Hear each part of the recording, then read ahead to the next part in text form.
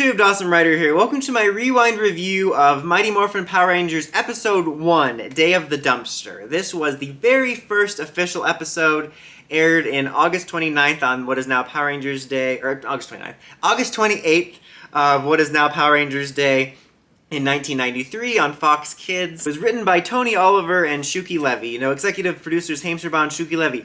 So I wanted to do this rewind review for Power Rangers Day since that commemorates the first episode, but as I said in my actual Power Rangers Day video, which I'll link somewhere, some things came up and I didn't have time to work on this, but I still wanted to do it because I thought it was a fun idea for a video. Hopefully this is going out before the end of Power Month, so I'm kind of thankful for them extending the celebration a month.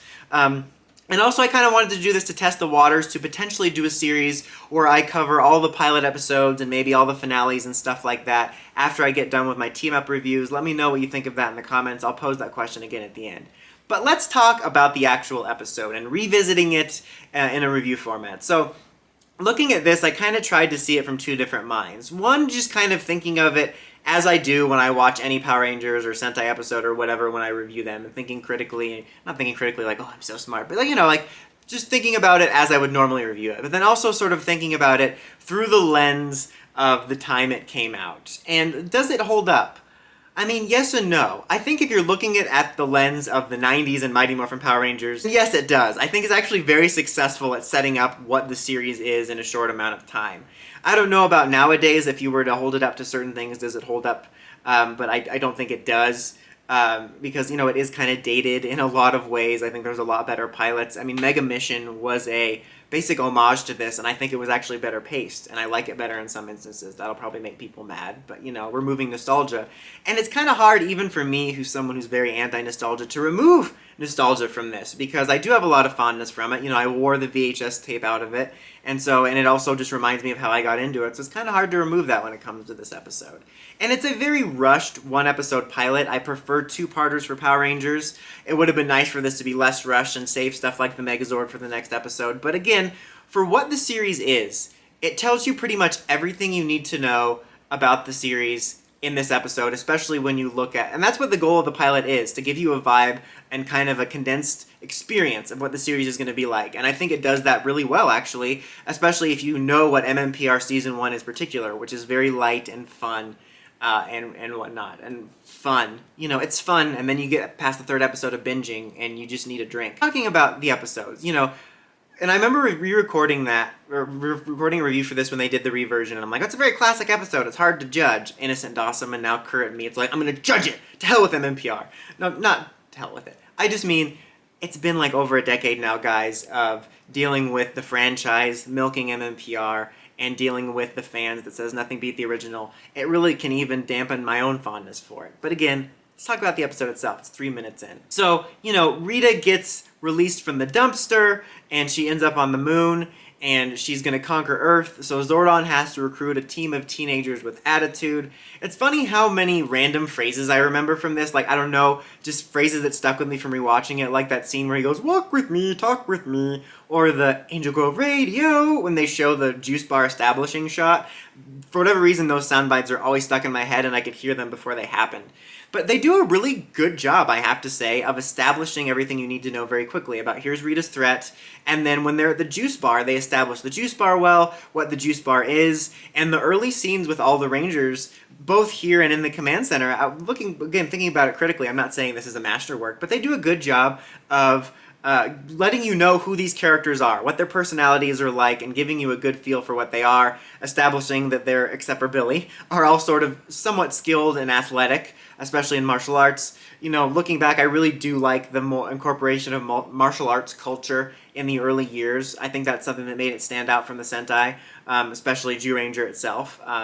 But they're good establishing scenes for Bulk and Skull too, and establishing scenes for Jason as a mentor to Billy, and just good scenes. And then of course Zordon recruits them, we end up at the command center, and looking back on it, it's actually kind of funny when I think about it, the way I criticize MMPR for being goody goods, and the way I criticize Neo Saban for implementing that the Rangers actually didn't get on board right away.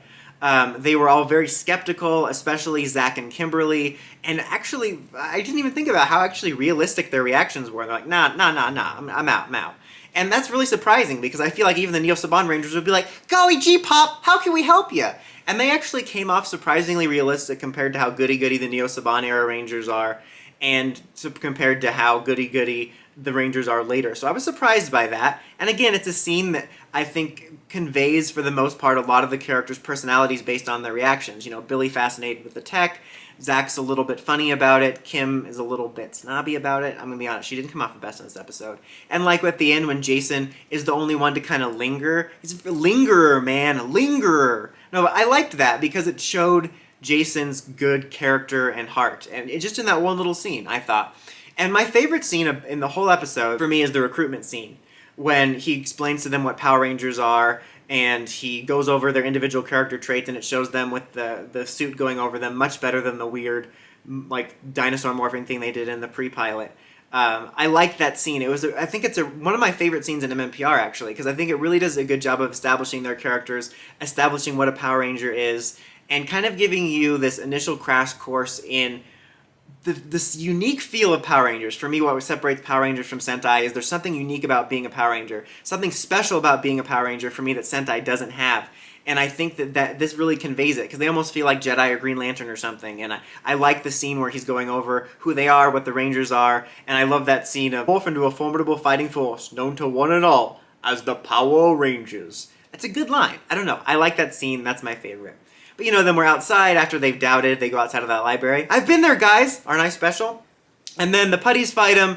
And, you know, we established, again, that everybody can kind of hold their own to a very certain degree except for Billy.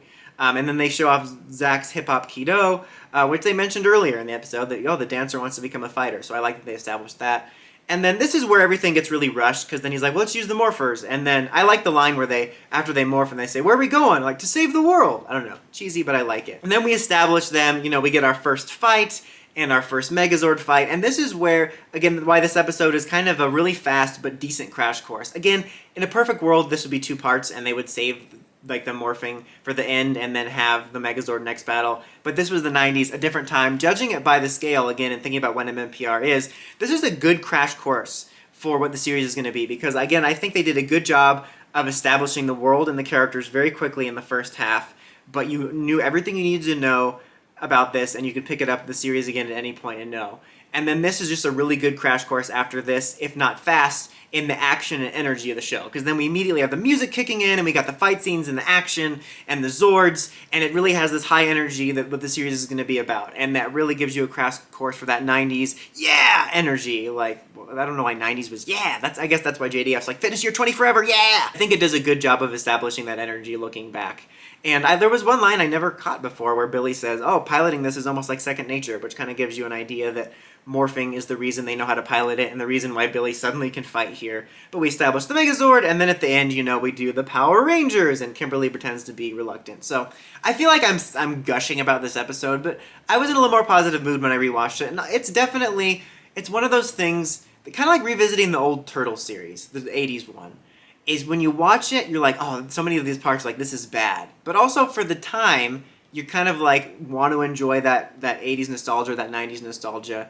And you can also low-key be impressed with things they did right. Like with the 80s Turtles. Like, there's a lot of bad stuff, but I'm also low-key impressed how much plot was in that. But anyway, this isn't about Turtles. But I'll say that this episode is cheesy, and I don't think it holds up to a lot of today's standards of what I would consider a good pilot.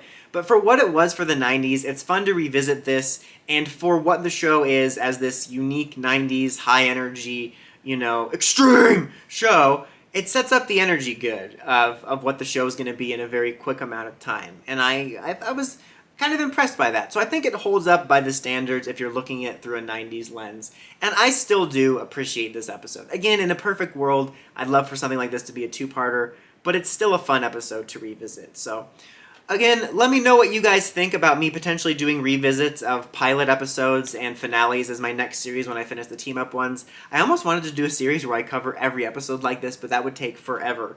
But I could start with pilots and like key episodes such as finales and Six Ranger episodes. Just let me know what you guys think. And let me know what you guys think of Day of the Dumpster if you've revisited it recently for Power Rangers Day or Power Month.